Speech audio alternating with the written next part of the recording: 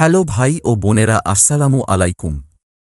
আজকের গল্পটা এমন এক জায়গার কথা যেখানে মানুষ শুধু মরে না, সেখানে মৃত্যুর পরও কেউ কেউ ফিরে আসে। ফিরে আসে কান্না নিয়ে, অপমান নিয়ে, প্রতিশোধ নিয়ে। আজকের গল্পের নাম শ্মশানে ভূতের কান্না।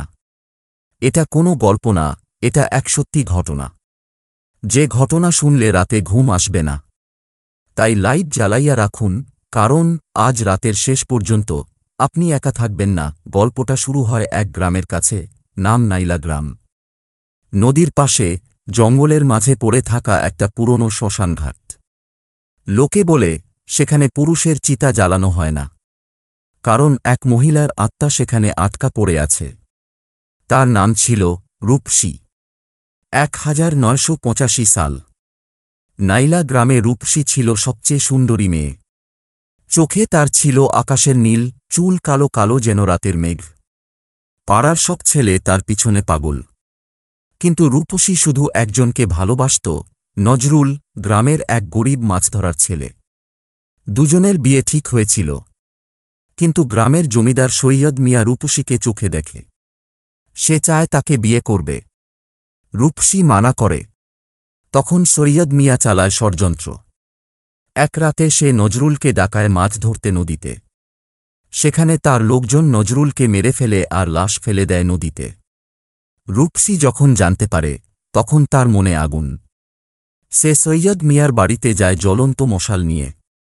বলে, তুমি আমার প্রাণ নিলে, আমি তোমার নাম লজ্জায় কালো করব। সৈয়দ মিয়া তাকে ধরিয়ে দেয় পুলিশে। মিথ্যা মামলা করে, চুরি, আগুন দেওয়া। রূপসীকে জেলে পাঠানো হয়। জেলে থাকাকালীন সে গর্ভবতী হয়। কিন্তু কয়েক মাস পর সে মারা যায়, হয়তো মন ভেঙে, নাকি কেউ বিষ দিয়েছিল। কেউ জানে না। তার মৃত্যুর পর তার দেহ আনা হয় শ্মশানঘাটে। কিন্তু সেখানে কেউ তার চিতা জ্বালাতে রাজি হয় না। কারণ সে তো মুসলিম না, হিন্দু না। গ্রামের লোক বলে, মেয়েটা মানুষের নিয়মে মরে নাই, তাই আগুন নেবে না। শেষ পর্যন্ত তার দেহ পুড়িয়ে দেওয়া হয় এক বুড়ো ব্রাহ্মণের হাতে, যে শ্মশানের পাশে থাকত। কিন্তু চিতা জ্বলার পরই কি হয়, বৃষ্টি নামে, আকাশ কাঁপে, আর শ্মশানের মাঝে একটা নারীর কান্নার শব্দ শোনা যায়, উ উ। সেই থেকে প্রতি রাতে, বিশেষ করে অমাবস্যার রাতে, শ্মশানঘাটে কান্নার শব্দ শোনা যায়। কেউ যদি সেখানে যায়, তাহলে দেখে এক কালো চাদর পরা মহিলা বসে আছে চিতার পাশে, মাথা নিচু করে কাঁদছে। যদি কেউ কাছে যায়, সে মুখ তোলে। চোখ নেই, শুধু দুটো গভীর গর্ত। আর গলা থেকে বের হয় এক ফিসফিস করা কথা, আমার ছেলে, আমার ছেলেকে খুঁজে দাও। 2023 সাল। ঢাকা থেকে 3 জন তরুণ আরাফাত, সাকিব, রাব্বি ভূতের ভিডিও বানানোর জন্য নাইলা গ্রামে আসে। তারা ইউটিউবার, ভিডিও বানায় রিয়েল গস্ট হান্টিং ইন বাংলাদেশ নামে। তারা শুনেছিল শ্মশানে ভূতের কান্না শোনা যায়, তাই রেকর্ড করবে। গ্রামের লোকজন তাদের আটকায়, বলে ওখানে যেও না, মরবি। কিন্তু তারা হাসে। ভূত? আমরা বিশ্বাস করি না। ভিডিও বানাই অমাবস্যার রাত। তারা যায় শ্মশানঘাটে। ক্যামেরা সেট করে। থার্মাল ক্যামেরা, ইয়াম রেকর্ডার, রাতের দৃষ্টি ক্যামেরা, সব চালু। রাত 12টা। হঠাৎ উ উ শব্দ। সবাই থমকে যায়। শব্দটা আসছে চিতার পাশ থেকে। আরাফাত ক্যামেরা ঘোরায়। থার্মাল স্ক্রিনে দেখা যায় একটা মানুষের আকৃতি, কিন্তু তাপমাত্রা শূন্যের নিচে। সে বসে আছে, মাথা নিচু করে। সাকিব ডাকে, কে ওখানে? মহিলা মুখ তোলে। ক্যামেরায় ধরা পড়ে তার মুখ, চোখ নেই, নাক নেই, শুধু মুখে গর্ত। আর গলায় একটা ফাঁসির দড়ির দাগ। তখনই বাতাস থমকে যায়। ক্যামেরার লাইট ঝিনঝিন করে। আর একটা কণ্ঠস্বর শোনা যায়, আমার ছেলে। আমার ছেলে কোথায়? রাব্বি দৌড়াতে শুরু করে। কিন্তু পা আটকে যায় কোথায়? মাটি থেকে হাত বের হয়ে আসে, হাড়ের হাত। তাকে টানে নিচে। সাকিব চিৎকার করে, বাঁচাও, কিন্তু তার মুখ থেকে আওয়াজ বের হয় না। তার গলা যেন কেউ চেপে ধরেছে। আরাফাত ক্যামেরা ফেলে দৌড়ায়। পেছনে শুনতে পায়, কান্না নয়, এবার হাসি।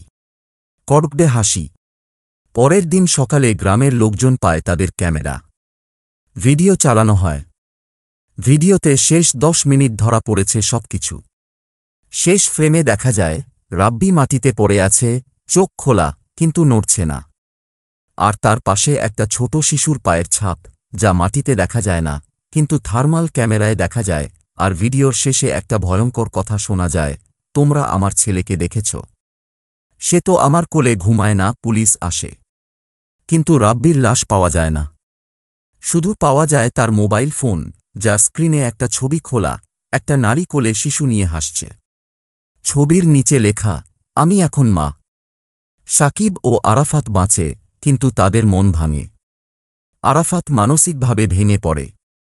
সাকিব ইউটিউব চ্যানেল বন্ধ করে দেয়।